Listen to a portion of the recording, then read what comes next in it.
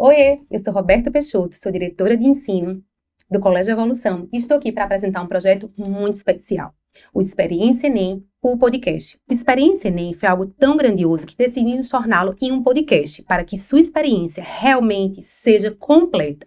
Agora é reta final, últimos dias para a prova do Enem e por aqui estamos monotemáticos. Trouxemos o melhor time de professores da cidade para falarmos sobre as expectativas do Enem 2024. Aí sim, podemos dizer que a partir de hoje, sua experiência Enem estará completa, quer dizer, quase completa, porque ela se conclui no dia da prova do Enem, quando estivermos todos reunidos te dando apoio para que você realize a sua prova em grande estilo, assim como só o aluno da Evolução sabe fazer. Para o primeiro bloco de hoje, estou aqui com duas pessoas muito especiais, os nossos professores e representantes do time de linguagens. Hoje eu gostaria de apresentar a nossa professora. Inclusive, ela foi eleita como a professora mais fofa, segundo os nossos alunos, a professora Alessandra. Ale, seja muito bem-vinda ao nosso podcast. Estou muito feliz e orgulhosa em tê-la aqui com a gente. Oi, Roberta. E para mim é um prazer também fazer parte desse momento. Um beijo grande para os nossos alunos. Oi, Rodrigo. Olá. Estou muito feliz também aqui com o nosso professor Rodrigo Salles. Também foi eleito como o professor mais engraçado. Ele é o mais carismático, mas ele é o nosso professor sensacional, não é isso, Rodrigo? É isso. Prazer meu, uma grande honra estar aqui com você, Roberta, com a Alessandra, a professora Alessandra, muito competente. Uma honra fazer parte dessa família que é o Colégio Evolução e dar esse apoio também no ambiente virtual. Eu tenho certeza, Rodrigo, que as nossas trocas hoje serão muito enriquecedoras, né? O intuito desse podcast é podermos contribuir sobre as expectativas da prova de 2024, né? Eles estão todos vivendo, todos os alunos do país inteiro, vivendo esse momento de expectativa, de ansiedade, reta final, e a gente poder compartilhar entre a gente e entre nossos alunos, milhares de alunos, o quanto essa prova, né, vai render até ainda meados de novembro. Então, vamos lá, vamos começar falando um pouquinho sobre a redação. A redação, ela é sempre uma coisa que gera muita expectativa, né, inclusive o dia da prova do Enem, a gente fica ali, e aí, como é que vai ser, qual vai ser o tema, o que é que vai abordar? A gente também fica acompanhando ali o site do INEP, o site do Ministério da Educação, para saber se eles vão dar alguma dica. Mas eu quero muito saber sobre qual é a expectativa de vocês sobre a redação. Qual é a expectativa de tema, de acordo com o que vem se apresentando ano após ano. Quero saber qual o palpite de vocês sobre o tema da redação 2024. Conta pra gente. Bom, vou falar primeiro, sim, certo? Sim. Licença. O que acontece? A redação realmente é a maior expectativa, não só dos alunos, quanto dos pais que ficam fora. Normalmente, todas as pessoas ficam à espera e uma hora depois que começa a prova, o próprio INEP lança o tema. Desde o início do ano, os alunos ficam perguntando, Rodrigo, qual será o tema da redação do Enem, né? E o que existe são os eixos temáticos. E esses eixos temáticos, eles norteiam o que cairá ou não. Meio ambiente é um eixo temático fortíssimo para aparecer. Cultura, Alessandra, é um eixo muito forte para aparecer, o aspecto cultural. O eixo temático saúde também é uma referência, já caiu saúde mental em anos anteriores.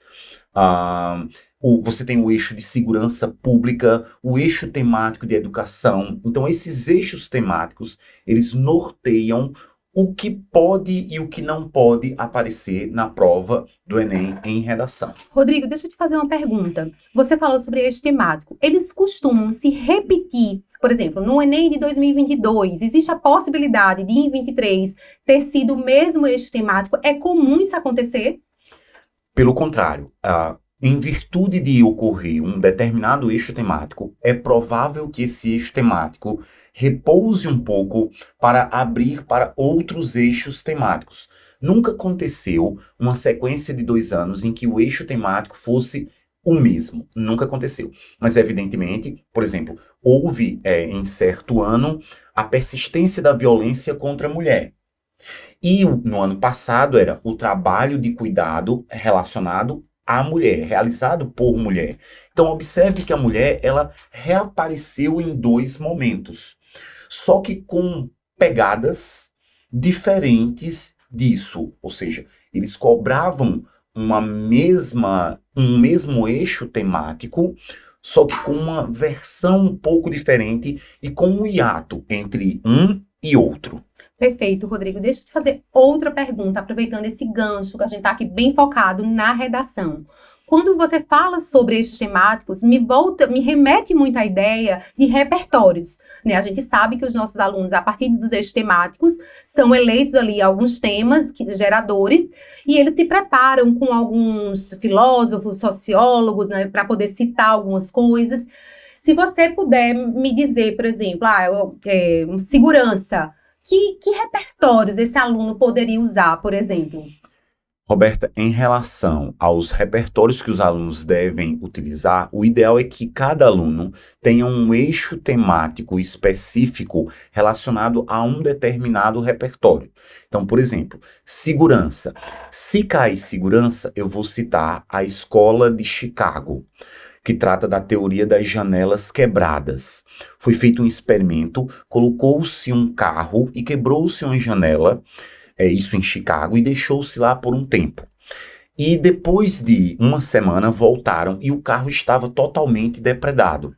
Retiraram os pneus do carro. Essa experiência sociológica, ela diz respeito ao eixo temático segurança pública. E o aluno evolução, ele já está preparado à espera de que, se cair esse eixo temático, eu utilizarei este repertório. Em meio ambiente, há um autor muito importante chamado Ailton Krenak. O livro dele é Ideias para Adiar o Fim do Mundo, que é muito bom. Mas, ao mesmo tempo, o aluno pode usar repertórios da literatura. Pode-se utilizar, por exemplo, Iracema, que trata disso, pode-se utilizar o romantismo e essa questão da valorização da natureza. A própria carta de Pero Vaz de Caminha, as águas são tantas infindas que tudo que nesta terra dará pelo bem das águas que nela tem, é um repertório possível, concorda, Alessandra? Sim, o cinema também, né?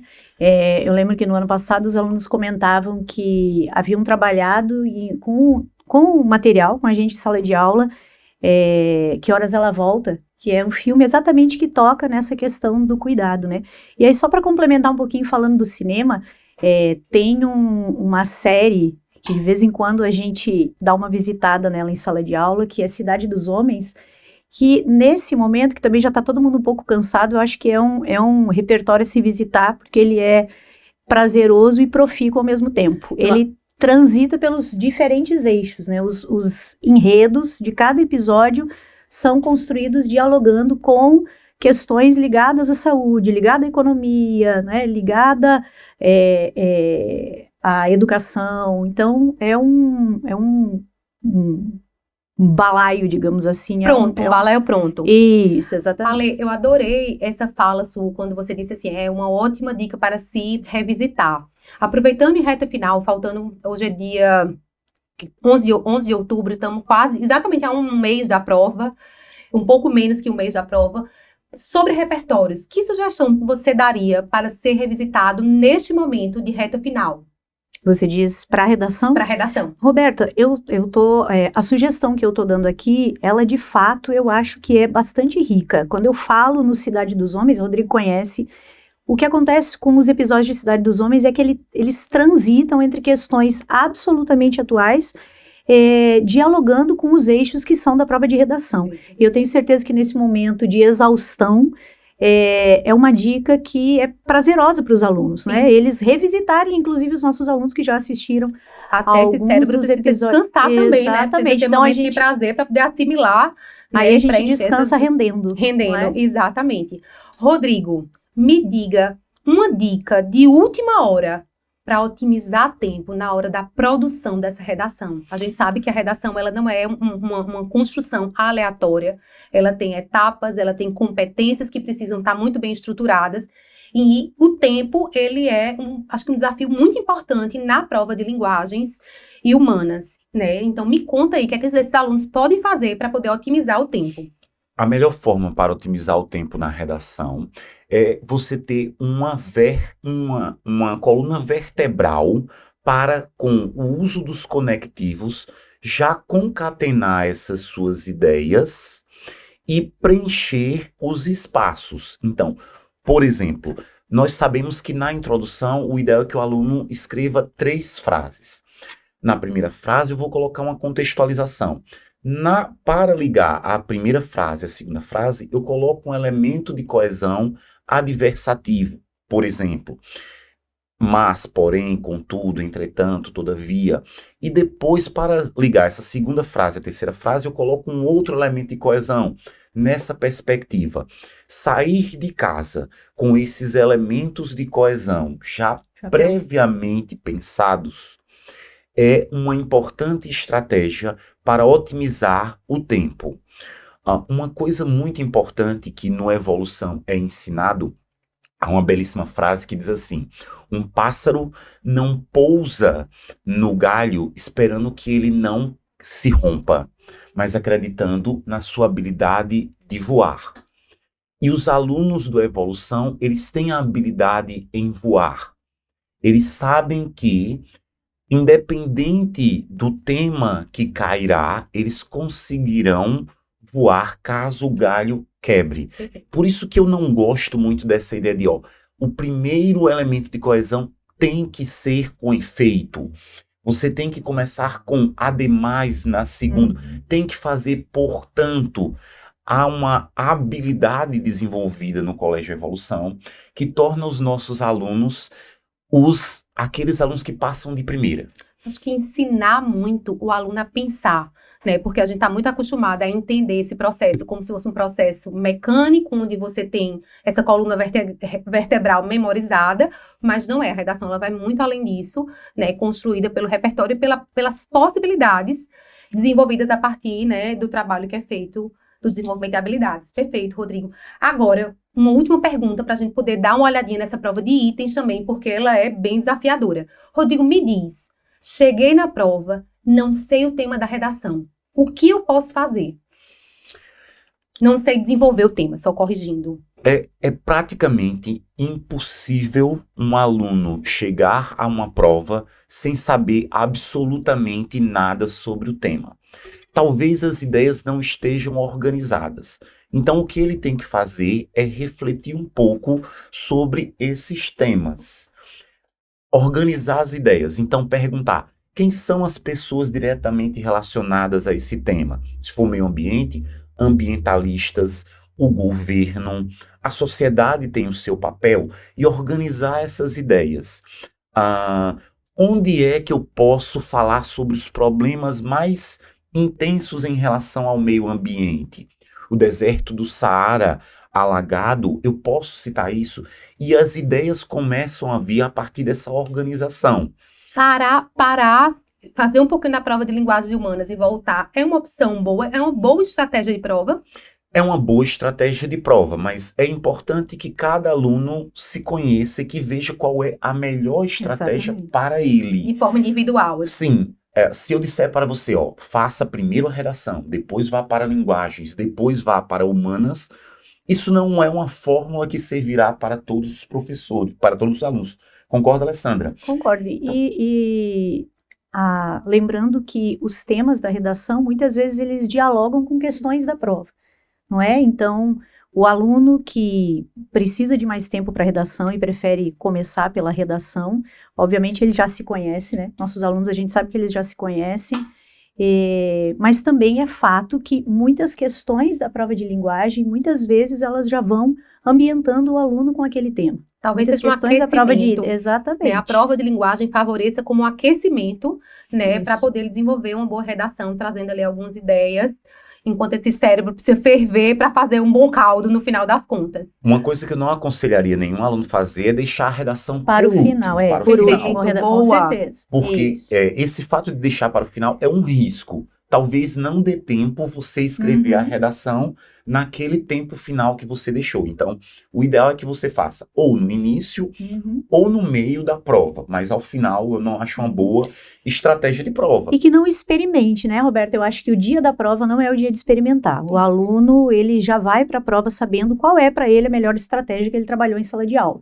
Perfeito. Então, né, treino é treino, jogo é jogo. Treino é treino, jogo é jogo. Treino é treino, jogo é jogo. Isso. Boa. Vamos agora deixar um pouquinho de lado a redação e vamos olhar para essa prova de linguagens, essa prova de itens, que é uma prova cansativa, é uma prova densa, é uma prova extremamente importante, né, para você ter um bom resultado também. Então, me conta, Ale, de que forma a literatura e a gramática, elas aparecem na prova do Enem? Isso. Eu queria só começar fazendo uma observação em relação à prova de linguagem. Ontem a gente conversava sobre isso na escola, inclusive, porque existe um mito de que a prova de linguagem ela é uma prova subjetiva. E a prova de linguagem, na verdade, ela é uma prova em que você tem que trabalhar com os recursos que o texto está dando para você, ou que o comando está dando para você. Então, ela não é uma prova subjetiva.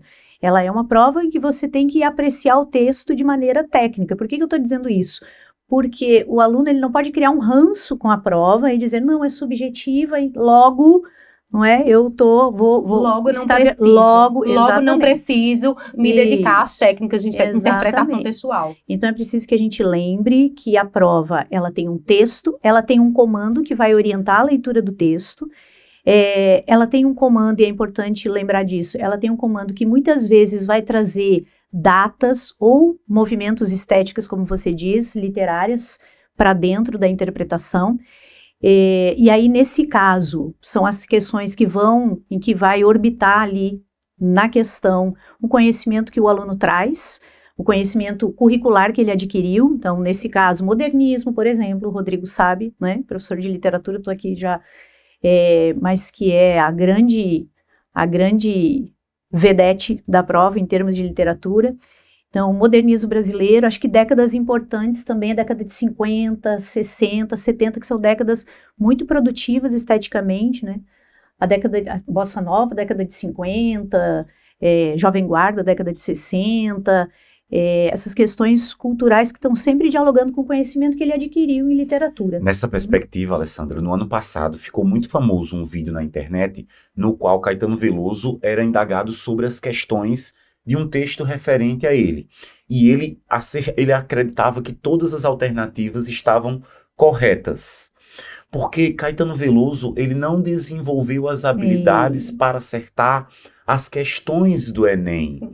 Então, surpresa seria se ele acertasse a questão. Não, foi maravilhosa a sua lembrança, porque a ideia de Caetano não saber responder a própria questão é uma apreciação subjetiva, não é? Mas quando a gente vai para a questão, a gente sabe que a gente está ali trabalhando os comandos, as extrapolações, as reduções. Então é uma outra perspectiva e o aluno da gente sabe disso. Perfeito, Ale. Aproveitando essa pegada técnica da coisa, deixa eu te perguntar uma coisa. Que dica podemos dar aos nossos alunos para que eles não caiam na questão fácil da prova, a questão mais óbvia, e que ele não erre dentro da prova do Enem? Conta aí que caminho ele pode seguir para não cair nessa... Roberta, olha, por experiência de sala de aula, respeitar os textos fáceis. Respeitar os textos híbridos, por exemplo, as tirinhas que trabalham com linguagem verbal e não verbal.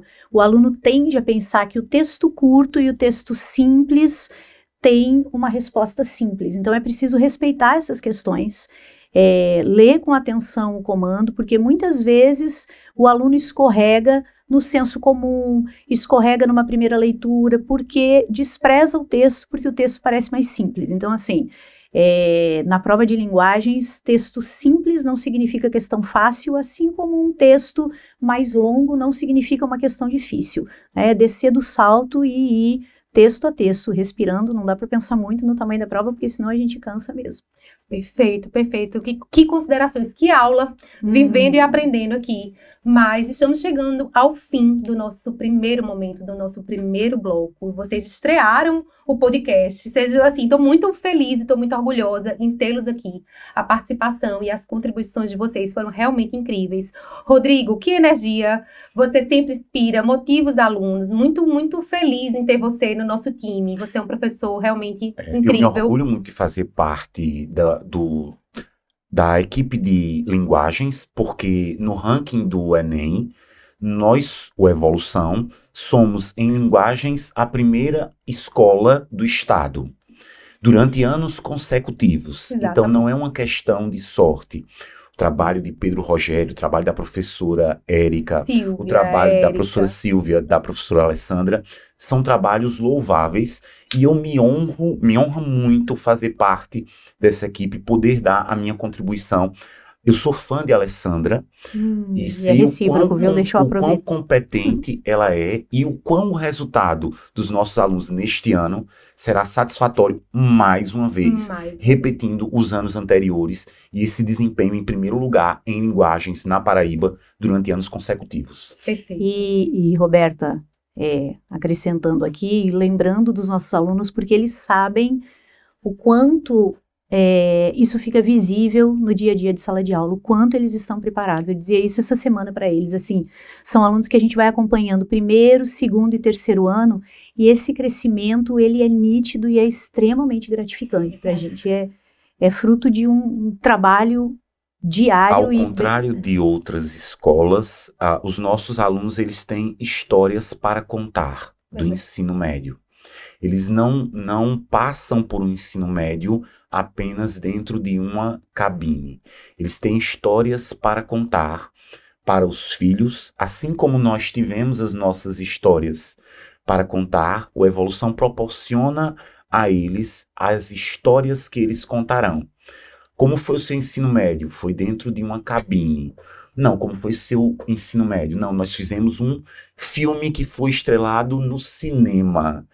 Nós fizemos uma peça que nossos pais assistiram a ela. Então, esse é um grande diferencial e é uma marca, é uma experiência, não em um momento específico, mas é uma experiência de um ano inteiro. Esse é o trabalho que vocês desenvolvem e que fazem a diferença na nossa escola e na vida de muitos e muitos adolescentes. Ale, acho que a sua principal diferença não é só a sua competência, mas é o seu carinho que inspira os nossos alunos diariamente. A gente pode ver isso pelos corredores e na sala de aula também. Queridos, foi muito prazeroso tê-los aqui. Muito obrigada e até 2025, não é isso? 2025 estaremos juntos aqui novamente no Experiência Enem, o podcast. E comemorando o 2024, né? Com certeza. Boa prova. Obrigado. Tchau, Obrigada, tchau. Estamos de volta com o nosso bloco 2, bloco de humanas. E estamos aqui com 2 representantes muito especiais. Professor Hugo, professor de filosofia, professor de sociologia e professor Arimateia. Nosso professor de história, sejam muito bem-vindos ao Experiência Enem, o podcast. Hugo.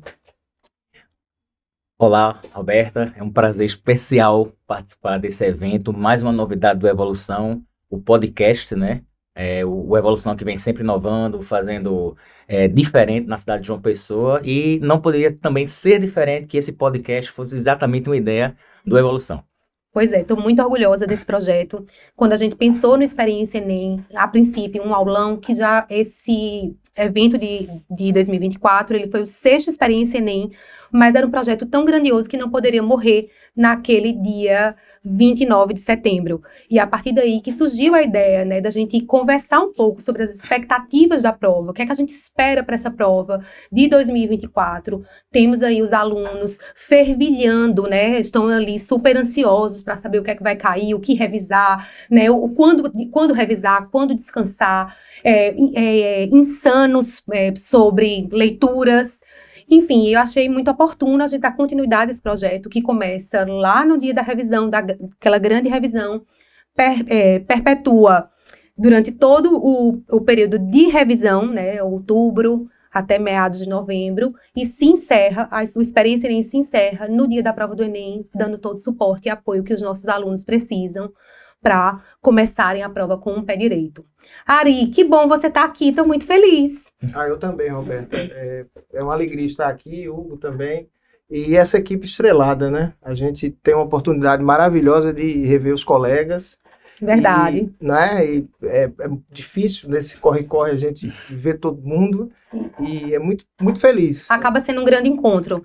Mas sei que vocês também já são veteranos aqui, né? Ano passado tiveram com a gente na nossa live fazendo os comentários sobre a prova. E agora vamos falar sobre as expectativas da prova. Vou começar com filosofia e sociologia. Me conta aí, Hugo, quais são as expectativas da prova de 2024? Ou seja, o que é que vem, o que é que vocês esperam, né, enquanto análise, o que é que vem se repetindo ano após ano? Conta um pouquinho do que esperar para 2024. A expectativa para a prova do Enem 2024, o que a gente pode esperar na área de filosofia e sociologia, tem muito a ver com a questão da interpretação. É sempre muito importante, por isso que Rodrigo e a Alessandra, no primeiro bloco, falaram justamente de vários aspectos ligados à interpretação, gramática, e a interpretação é importante para todas as provas, inclusive para a prova de natureza, de matemática. Então, a interpretação é um ponto-chave, assim, para aquele aluno que quer alcançar o sucesso do resultado do Enem. Filosofia e sociologia são disciplinas diferentes, né, e que trazem perspectivas diferentes dentro da área de ciências humanas. Filosofia normalmente é cobrado a temática da ética, da política e da epistemologia. São os 3 grandes temas que são cobrados, e aí vai variar muito de ano para ano, não há uma regularidade em saber assim, esse ano cai mais antigo, esse ano mais contemporâneo, isso não é uma coisa assim fixa. Então vai depender muito. Tem vezes que a prova do Enem é retirada de bancos de dados, tem vezes que a prova é feita naquele ano especificamente, então não tem como adivinhar exatamente o que vai ser cobrado. Agora, o que a gente sabe é que sempre os temas mais cobrados em filosofia vai ser ética, política e teoria do conhecimento, que também conhece como epistemologia, e dentro da área de sociologia, os alunos têm que ficar muito focados na questão da cultura, dos movimentos sociais e dos teóricos. Então, são 3 pontos fundamentais de filosofia e de sociologia que, com certeza, todo ano são cobrados no Enem. Perfeito. Inclusive, essa era a minha próxima pergunta, né? Que nessa reta final, o que é que os alunos revisam? E você acabou já respondendo. Com a primeira pergunta, você já respondeu a segunda. Então, aí está aí uma grande dica sobre que caminho seguir nessa reta final, né? De que fonte beber, né? Porque eles precisam ser em pequenas doses. E isso é bem importante. Mas, Hugo, a prova de sociologia, a prova de humanas, de maneira geral, ela é uma prova muito cansativa. Deixa eu te perguntar uma coisa. Tu recomenda que o aluno vá direto para o comando da questão?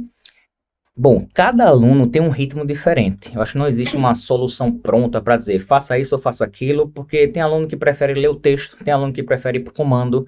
E a questão da pressão, do tempo de prova, os textos, isso muitas vezes faz com que o aluno sinta uma pressão e ele acaba ficando nervoso, ele começa a se cobrar mais do que os outros cobram a ele, e ele acaba meio que se perdendo, ele tem medo de decepcionar a família, decepcionar o colégio, se decepcionar, e isso atrapalha muito na hora da prova do Enem. Então, eu acho que o foco de cada aluno vai depender muito das experiências que ele tem com o seu estudo. Então, isso é uma coisa muito particular. Agora, há possibilidade, quando você vai responder uma questão de humanas, que no comando da questão você já consiga realmente obter o sucesso na questão. Só que aí você vai ter que conhecer o tema que está sendo cobrado. Não adianta você ir para o comando da questão e não saber sobre aquele pensador, sobre aquela teoria. Então aí é adivinhação, não tem como. O texto muitas vezes serve como apoio, como suporte. Às vezes as questões são interpretativas. Então se a pergunta tiver assim, por exemplo, de acordo com o texto, aí você tem que ir para o texto. Mas muitas vezes é assim, de acordo com a vida de Sócrates. Então, realmente você não precisa ir para o texto. No comando da questão você consegue, se souber, claro, a teoria do pensador, você já consegue responder e você ganha tempo. Né? Ganha tempo agora sim, de uma maneira qualitativa, porque também não adianta se apressar e aí você acaba perdendo a questão e não gera mais confiança para o restante da prova. Perfeito. De fato, você precisa ter esse jogo de cintura para saber sobre que caminho seguir. Nessa dança que é a prova de humanas, onde você relaciona, por exemplo, um pensador, uma escola, ele linka o tempo todo com atualidades. Né? Isso é muito visto na prova de história, né? Isso, Ari. Me conta um pouquinho, Ari, como essas atualidades, elas influenciam essas questões da prova do Enem? A questão de atualidades é pertinente, principalmente para que o aluno esteja atento, não só no que a gente vê em sala de aula. Ele precisa, ao longo do ensino médio, ele está assistindo noticiários, ele está antenado no que ocorre no mundo. As leituras, a gente vê os alunos do Evolução, eu vejo isso na sala de aula, eles são leitores, eles estão constantemente lendo. E isso é muito bom. Os projetos que a escola faz acabam colocando o aluno nesse patamar de politização, sabe?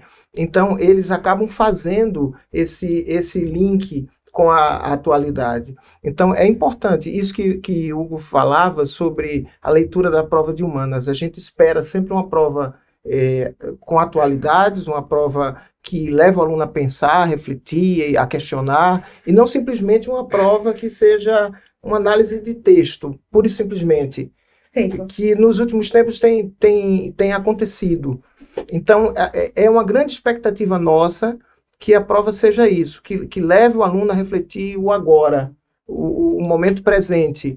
Então, cidadania, ética, a questão racial, essas coisas que nós lidamos, Roberta, no dia a dia, na nossa vida e que vemos a todo instante. Perfeito, Ari. Deixa eu te perguntar uma coisa, Ari. Quais são os erros mais comuns que você costuma observar nos alunos ao resolver as questões do Enem? Os erros mais comuns sobretudo, a precipitação, sabe? A precipitação. Pressa. A pressa, muitas vezes a falta de um vocabulário mais amplo, isso dificulta bastante. Eu costumo dizer que muitas vezes o maior inimigo do aluno não é a base teórica, simplesmente, é o vocabulário. E se ele não entende a palavra, ele vai ter dificuldade em responder a questão. Então, a gente está sempre ali dizendo, olha, vamos ampliar o vocabulário. Uma palavra nova a cada dia que você aprende, você terá um vocabulário mais rico no final do ano. E uma coisa importante, Ari, que eu sempre também lembro aos alunos, é que muitas vezes o texto do Enem coloca uma palavra e aí na pergunta usa um sinônimo. Uhum. Então, por exemplo, no texto fala assim, a teoria do conhecimento, e aí continua. Aí na pergunta faz assim, o caráter epistemológico, a pessoa, o que danado é isso? Que palavrão é esse? É teoria do conhecimento, é uma tradução. Então, essa ideia do vocabulário enriquecido é bom justamente porque ele vai perceber que a pergunta, ela não é diferente do texto. Isso. Ela é um complemento do texto, e aí quando ele tem esse vocabulário vasto, ele vai conseguir responder com mais segurança. Exato. Ou seja, para fazer a prova de humanas, vocês estão me dizendo que é uma matemática. Porque vocês acabaram de me dar aqui várias fórmulas, várias técnicas de como resolver essa prova. Deixa eu perguntar uma coisa para vocês. A prova de humanas, ela é muito conhecida por confundir o aluno, deixar o aluno sempre em dúvida de duas alternativas. Quando isso acontecer, o que a gente pode fazer?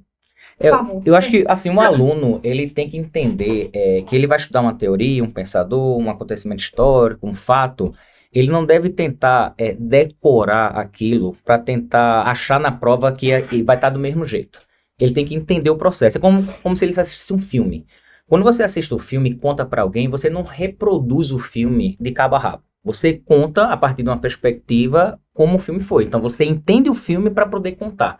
Você lê um livro, entende o livro para poder contar. Então, quando você estuda essas teorias, esses fatos, esses acontecimentos, você tem que entender, fazer um processo cognitivo e não esperar que na prova vai cair do mesmo jeito que está no livro ou na teoria. Então, vou dar um exemplo. Tem um pensador chamado Max Weber e quando ele fala do conceito de Estado, sempre a resposta vai ser assim. O Estado é aquele que detém o uso do monopólio legítimo da força. Aí ele vai procurar isso. Se você muda uma palavra, se você tira a palavra monopólio e bota um sinônimo, ele se perde. Porque ele decorou aquilo e quer que aquilo caia exatamente daquele jeito. E não vai cair. Então ele tem que entender esse processo cognitivo. E isso que você falou é muito, muito verdadeiro. Vai ter 5 alternativas, vai ter uma absurda. Vai ter 2 que ele vai conseguir descartar. E ele vai ficar entre 2. Sempre ele vai ficar entre 2. E ele sempre tem a impressão que ele vai errar. Então é muito comum relatos, né? Ele fala assim, eu sabia que era entre aquelas 2 e aí eu respondi e eu errei. E aí é que tá, o comando da questão é fundamental. Se você entender o que a pergunta está lhe pedindo, você consegue responder. Então muita gente se preocupa com texto, com alternativa, mas a pergunta é crucial. Entenda a pergunta que você consegue acertar. Na prova de história, repete-se esse padrão, Ari? Sim, claro, repete sim. E para isso ele tem que fazer isso, ele tem que traduzir de maneira muito clara o que é a chave de comando. E ele vai para a referência do texto. Também, em história, identificar a época do texto. Isso aqui é a época da Revolução Francesa, é a época do Iluminismo.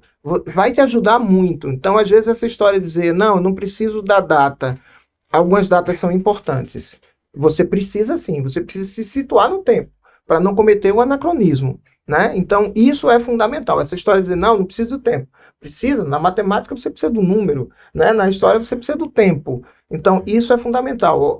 Estar onde estou, em que época estou, né? Então, o aluno, às vezes, abstrair disso, ele comete muitos erros. Ele sabe a teoria, ele sabe muita coisa, mas ele não olha o tempo e, às vezes, o tempo vai ajudar bastante. Quem escreveu esse texto vai ajudar bastante. Então, são pistas que vão ajudar o aluno a elucidar a questão e tirar essa dúvida dele. Perfeito. Ari, na reta final, eu acho que ela é muito oportuna para a gente olhar para esses pequenos detalhes, revisitar algumas coisas que são importantes para a resolução dessas questões. O que é que você diria para os alunos revisitarem, faltando 5 dias para a prova do Enem? Eles devem revisitar, sobretudo, assim, a paz, a mente, descansar, ouvir um pouco de música, boa música. O Enem gosta de colocar músicas de protesto em história, não é? Músicas que têm um sentido histórico. Então, essas músicas são boas. Há de se descansar um pouco também, sabe, Roberta? Acho que isso ajuda ao aluno ele se concentrar para a prova, né? Ele voltar para si, né? Acabar. O nosso aluno e o aluno do Brasil inteiro, ele não está acostumado a parar, pensar, observar, revisitar as possibilidades e poder, assim, escolher e fazer uma boa prova. Uma boa prova, porque é uma maratona processo, muito grande, né? que ele vai enfrentar. Então, vem o preceito latino, mens sana in corpore sano. Não é? Então, ele precisa ter uma mente saudável, ele precisa se alimentar bem, dormir bem, ele precisa estar tranquilo, ele precisa, nesse momento que a gente está aqui e na escola, aparando arestas, não é? É aquele momento que ele precisa ali tirar as dúvidas finais, porque ele está preparado. A gente passou esse tempo todo preocupado em preparar da melhor forma possível o nosso aluno e preparar o nosso aluno com essa equipe maravilhosa de professores. Assim fica fácil. Caramba, a gente tem ali, a bola está ali na boca do gol, entendeu? A equipe de professores fantásticos. A estrutura do Colégio Evolução com tantos anos de experiência. Agora é só chutar para o gol. Agora é isso. Agora, chutar para o gol, a gente precisa estar centrado. Hugo, se o nervosismo bater na hora da prova e começar ali a afetar o desempenho, o que é que o aluno pode fazer? Bom, isso aí, novamente, vai depender muito de cada pessoa, da maneira como ela se prepara, da cobrança que ela se faz, da cobrança que os outros fazem a ela. E uma das coisas fundamentais que o aluno tem que ter, é isso que o Ari falou, é relaxar, descansar a mente, assistir um filme. E assistir um filme, muitas vezes, pode te dar uma pista de uma questão da prova. Você assistir um filme, um documentário, uma Arquitetura da Destruição, um filme A Vida é Bela. Isso. Então, são filmes assim que tem um aspecto literário, mas que traz a história, vai trazer abordagem que você, lendo um livro, não consegue perceber, e aí você consegue fazer essas conexões. Oppenheimer, exato. E aí, o aluno, ele tem que trabalhar essa questão, não no dia da prova, mas bem antes. E aí ele tem que saber qual é o ritmo dele, como ele vai fazer. Tem gente que não gosta de assistir filme, sei lá, vai dar um passeio. Aprender a se regular. Isso. Eu acho que a prova do Enem, ela diz muito sobre isso. E outra, quantidade não é qualidade. Então não adianta você ficar estudando 10 horas por dia, se matando, numa reta final, tá lá antes da prova, de meio-dia com um caderno lendo, não vai adiantar. Então tem que ter esse momento para cuidar do corpo, cuidar da mente, se tranquilizar e já fazendo um processo de preparação para a prova. Porque quando chega na hora da prova, vai ter o nervosismo. É como jogar futebol. O jogador ele fica ansioso para o jogo começar. Quando o jogo começa, ele relaxa, porque ali ele vai estar fazendo o que ele sabe. Isso. Então, a ansiedade e o nervosismo é mais antes da prova. Quando ele chega ali que ele vê, ele vai escutar a voz dos professores em cada questão. E aí o sucesso é garantido. Então tá show de bola. Assim fica fácil. Vai. Não é mesmo? Exato. Pois é, com um corpo técnico desse, chutar pro gol fica facinho. Fácil. Meninos, muitíssimo obrigada. Que prazer tê-los aqui nesse bloco de humanas. Vocês como representantes, porque nosso time tem outros técnicos tão maravilhosos quanto vocês. Mas tê-los aqui... Mas não tão bonitos, tá? Verdade também. Verdade. Por isso que vocês foram escolhidos, é isso? Esse pessoal de Olinda. Então, tê-los aqui realmente representando o time como um todo, né, no nosso podcast, nesse momento onde a gente quer realmente que os alunos entendam um pouquinho, né, do que pode acontecer, do que não pode acontecer, de que caminho seguir. E, na verdade, a palavra de vocês, ela, muitas vezes, não, acho que quase sempre, ela é uma luz quando eles acham que não tem mais luz. E ouvi-los com tranquilidade, com sabedoria, isso faz muita diferença na vida deles, eu tenho certeza disso. Muitíssimo obrigada pela participação e pela presença de vocês. E até 2025. Mas, antes de a gente terminar esse bloco, eu gostaria que vocês deixassem uma mensagem para os nossos alunos, os alunos da Evolução. Então, vamos lá, Ari, faça as honras. Queridos, nós torcemos demais por vocês. Nós acordamos, vivemos, lutamos pelo sucesso de vocês. E nós estamos aqui acreditando em vocês. Naquele dia importante, vocês vão fazer a diferença, porque vocês são os alunos Evolução. Parabéns. Olha só, que responsabilidade. Vamos lá, Hugo, agora é sua vez, por favor. Né? Vou falar aqui depois do homem que nasceu na mesma cidade, na mesma maternidade que eu. Então, aprendi muito com ele, mas só o conheci aqui. Mas é uma galera muito diferenciada, essa galera de Olinda. A mensagem que eu passo é o seguinte, vocês estão preparados, vocês são ótimos alunos, ótimos estudantes, e a mensagem que eu faço é uma comparação musical. Eu acho que vocês já devem ter percebido que vocês devem ser menos Zeca Pagodinho, onde deixa a vida me levar, a vida leva eu, e devem ser mais Geraldo Vandré, onde quem sabe faz a hora não espera acontecer, e vocês sabem fazer, vocês fazem acontecer, e o sucesso é só uma questão de tempo. Olha aí, olha só que lição. Meninos, muitíssimo obrigada. O nosso bloco de humanas, ele não acaba aqui. Vamos receber daqui a pouco um trio muito especial. E daqui a um segundo a gente volta. Muito obrigada. Oiê, estamos de volta com o nosso bloco 2, bloco de humanas, com uma galera muito especial. Nosso time de geografia, composto por duas mulheres incríveis, duas mulheres fortes, representantes da geografia no Colégio Evolução. E um cara que nem se fala, gente boa, da melhor qualidade, elegante, sincero, professor Elcivan. Seja muito bem-vindo ao podcast Experiência Enem. Professora Tati, também seja muito bem-vinda. Que honra tê-la aqui mais uma vez. Gerlane, obrigada. Você é de casa já. Obrigada. Né? Sejam todos muito bem-vindos. Que honra tê-los aqui nesse projeto que é tão especial, que ele começa no dia do Experiência Enem e conclui no dia 11 de novembro, quando a gente fecha com matemática e natureza. Mas gostaria de começar o nosso ciclo de perguntas, nossa roda de conversa sobre as expectativas do Enem 2024. O que é que vocês estão esperando para essa prova de humanas, né? Qual parte da geografia, qual temas de geografia? A geografia física, a geografia política, ambiental, a parte de relações internacionais. Pela experiência de vocês, qual dessas geografias tem maior recorrência na prova do Enem? Conta aqui pra gente.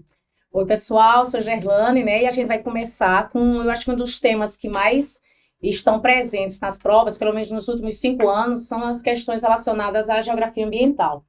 Não só a geografia ambiental, mas os impactos também, que são recorrentes e que hoje, não só no cenário Brasil, mas no cenário mundial, a gente percebe.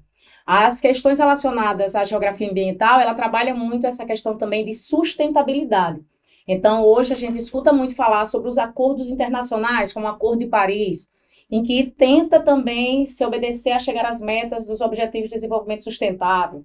Então, você tenta ali fazer uso de energias renováveis, energias limpas. Então, dentro dessa abordagem de geografia ambiental, você tem fontes de energia, você tem a questão do uso do petróleo, você tem a questão do efeito do uso do petróleo, que dá como consequência o aquecimento global, que são exatamente os gases do efeito estufa. Então, tudo isso está inserido dentro da geografia ambiental. É uma temática que dá para abordar diversos assuntos, tá certo? E que é recorrente nas provas do Enem, de outros vestibulares. Então, é possível perceber que o aluno que está se preparando na parte de geografia ambiental, ele vai abordar assuntos não apenas direcionados apenas à questão do ambiente, mas a questão relacionada também à economia. Por quê? Porque dentro de urbanização, a gente tem a questão das favelas. Então, as favelas, que no passado eram chamadas de aglomerados subnormais, que hoje não é mais esse termo, né? A gente utiliza o termo favela desde o censo 2022. Então, a favela está em relação à precariedade na moradia, na prestação de serviços. Então, como é que nós vamos ter um saneamento adequado? Não temos. Então, a falta do saneamento gera a questão da poluição. Os resíduos, onde são depositados? Então, a gente vê aí a poluição das águas, a gente vê a poluição do ambiente para as famílias, para as crianças brincarem, por exemplo. Então, dentro de geografia ambiental, você tem várias temáticas que podem ser abordadas, né? Olha aí, Gerlane já deu algumas dicas, inclusive, do que os alunos revisarem ali nessa reta final, né, de que fonte beber para poder entrar nessa prova, mergulhar nessa prova de cabeça de uma forma mais segura. Eu tenho uma pergunta. Vocês trouxeram muitos temas atuais, a parte de atualidade, né? Essa atualidade, ela se conecta com esses conceitos. Como é que funciona isso dentro da prova? Para que o aluno ele não se confunda ou de fato não olhe muito para o processo de teoria e não olhe para os contextos, né? O que contextualiza essa prova do hoje, do aqui e do agora. Roberta, essa é uma excelente colocação. Primeiro porque a gente precisa estar atento às notícias, né? A gente precisa estar ali observando aquilo que acontece, né? Porque, afinal de contas, a prova ela se debruça sobre questões sociais e questões mundiais. Então, a gente tem que estar ligado com essas notícias, mas não deixar de lado, claro, os conceitos, né? Então, hoje a gente tem questões que interligam a globalização com seus impactos. E quais seriam esses impactos? A tecnologia hoje, ela vai agir ali diretamente na preocupação com a questão do emprego, né? Então, o ano passado, por exemplo, a gente teve já uma questãozinha que trouxe o aspecto da inteligência artificial.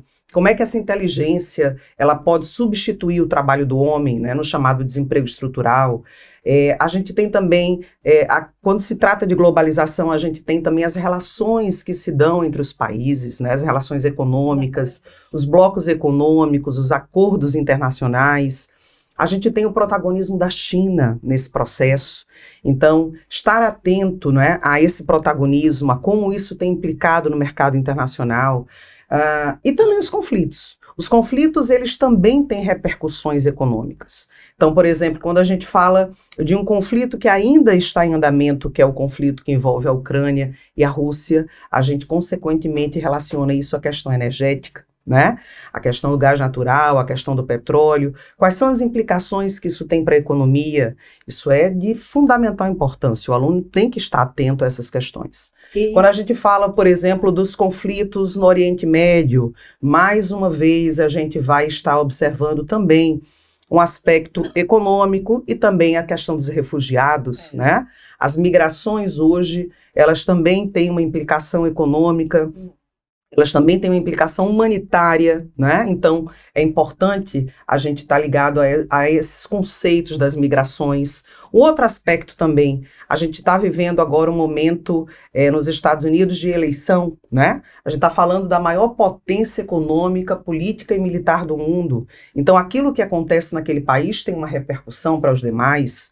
Então, a gente vê ali todo aquele cenário de eleição, quais são as propostas, qual é o pensamento, não é, de um candidato, do outro. E isso, claro, vai se refletir nas políticas econômicas, isso vai se refletir nas relações com os demais países. Então, a geopolítica, ela tem essa perspectiva, né, de fazer com que esse aluno ele consiga compreender essas relações de poder, como é que elas se estabelecem, como é que elas se alteram e as consequências de tudo isso. A sensação que eu tenho é que a geografia e a história, elas conversam para dar excelentes repertórios para a redação, Com né? certeza. Então, tudo conversa ali entre si. Mas eu sei que a prova de geografia também, ela é muito voltada para a parte de gráfico, leitura de mapas, né? Apesar da geopolítica, ela ter uma parte muito importante da prova. Me conta, Elcivan, como é que funciona essa questão da leitura de gráficos, de mapas? Qual a importância? Que habilidades os alunos precisam dominar para poder resolver uma boa questão? Bem, a questão dos gráficos a gente condiciona aos dados estatísticos, né? Nós buscamos interpretar esses gráficos, né? Conteúdos como população, nós utilizamos bastante. Pode ser explorado na matemática, eu acredito a geografia é uma ciência muito dinâmica. Exato. Eu acredito que, eu sempre falo como geógrafo, eu digo, olha, eu acho que uma das disciplinas mais difíceis de trabalhar em sala de aula é a geografia, porque você tem que entender um pouco de tudo, né? Você tem que entender um pouco, hoje eu estava trabalhando com os alunos em sala e falando, inclusive, de romances como Gabriela, né? Trazendo Jorge Amado.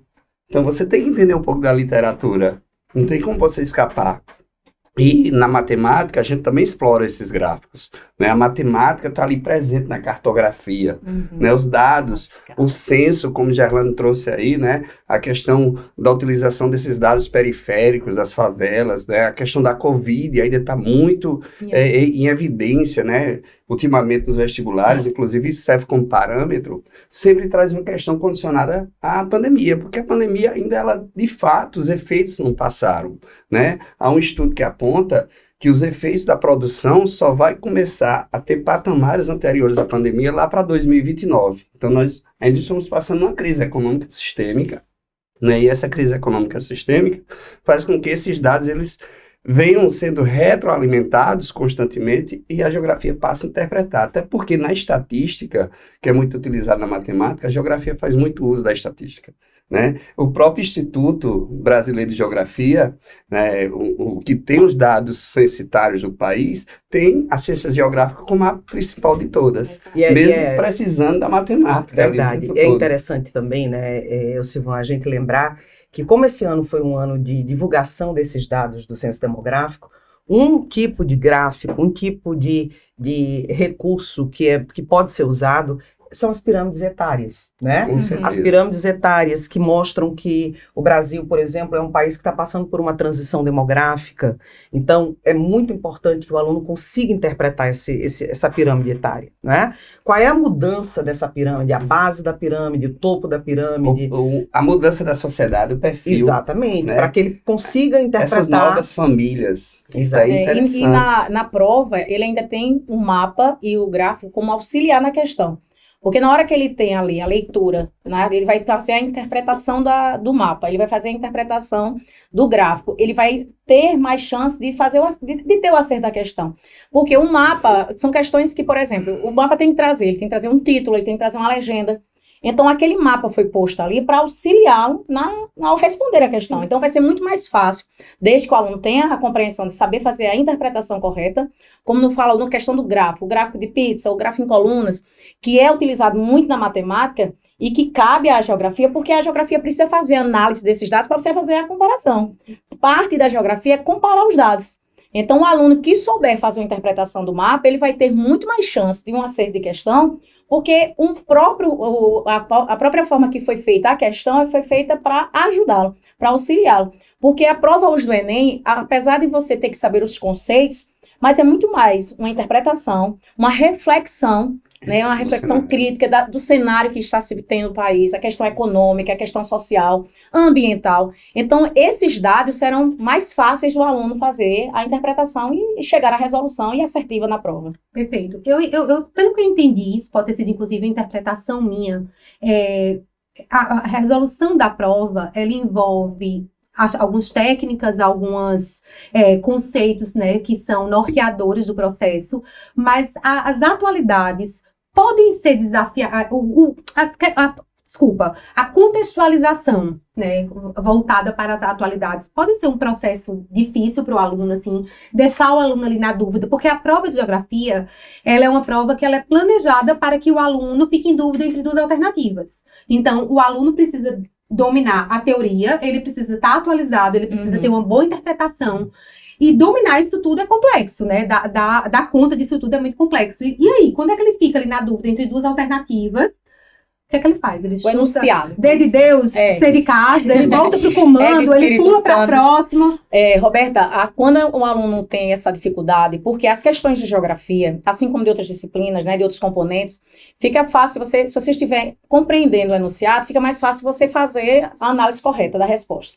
Porém, vai chegar um momento que ele vai ter essa dúvida. Então, ele vai ter que levar em consideração o significado daquela questão, ou seja, aquela questão está pedindo o quê? É importante ele ler com calma a questão para poder exatamente entender o que a questão está pedindo, né? Para ele se aproximar à resposta, tá certo? Porque, de repente, se ele não for um aluno que não tenha conhecimentos dos assuntos que está acontecendo, porque quando a gente fala de atualidade, na prova de geografia, tem que lembrar que a atualidade é do ano passado. Né? São os dados do ano passado. Os dados desse ano interferem no sentido de você saber um pouco mais do assunto, como, por exemplo, Tati falou, a questão de Ucrânia e Rússia. Já foram assuntos de outras provas, já foi recorrente em 2022.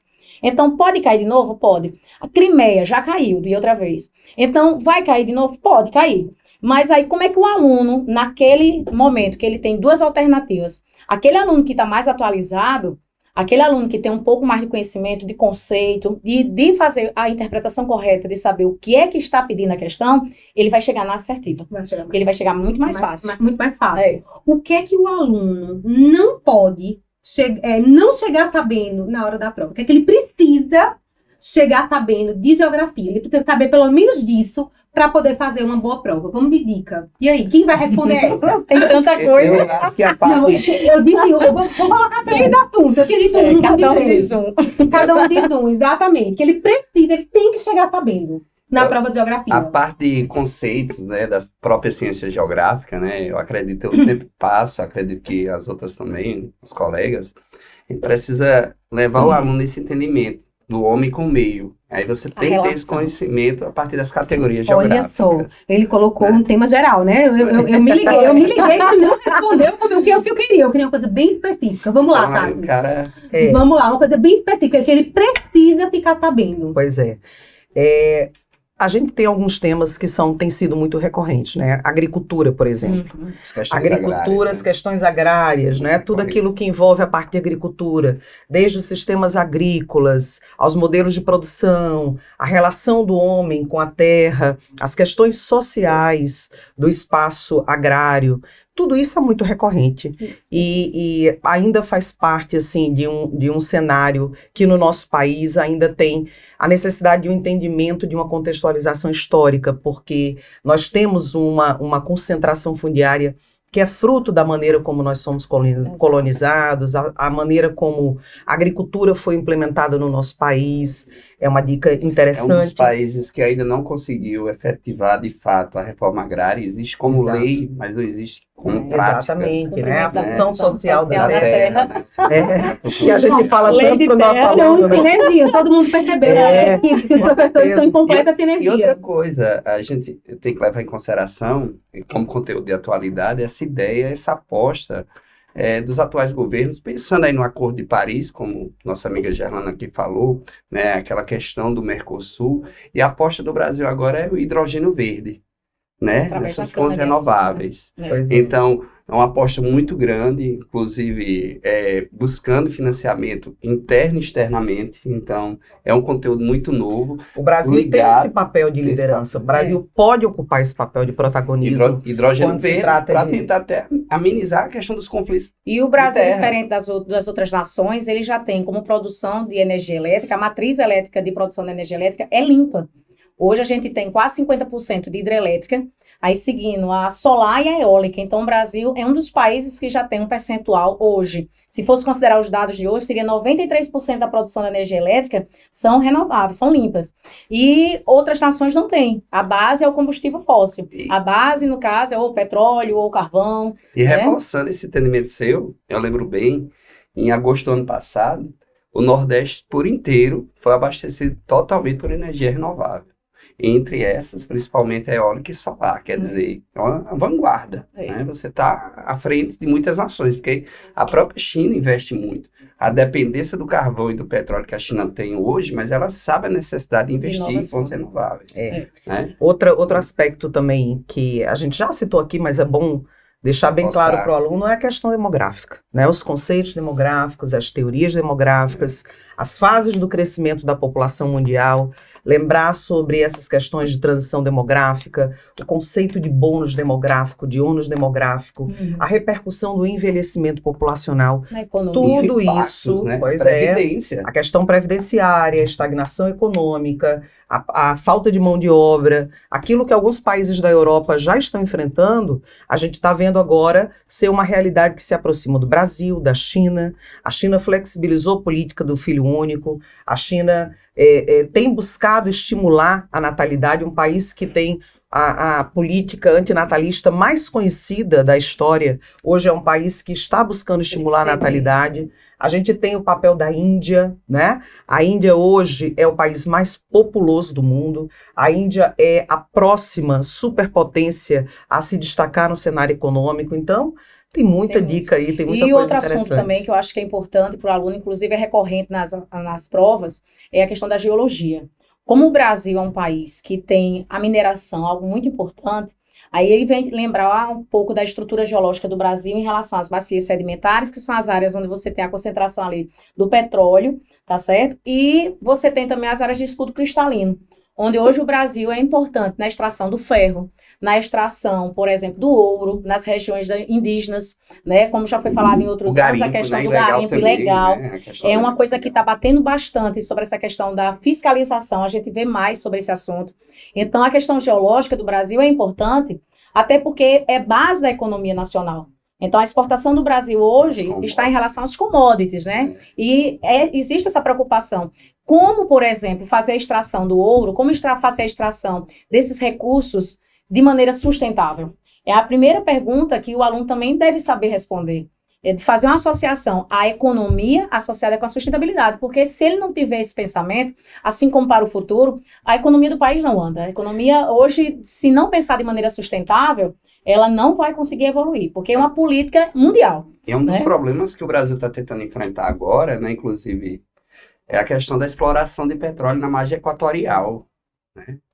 Porque, veja só, por um lado se defende combustíveis renováveis e por outro lado está defendendo ali a extração de petróleo na margem equatorial, né? Tá ali o tempo todo o governo insistindo ali, né? Tem várias reservas de petróleo já comprovadas, também pela proximidade da Venezuela, que é o maior, Sim. né? A maior reserva de petróleo mundial está na Venezuela, então ali geologicamente ali é propício.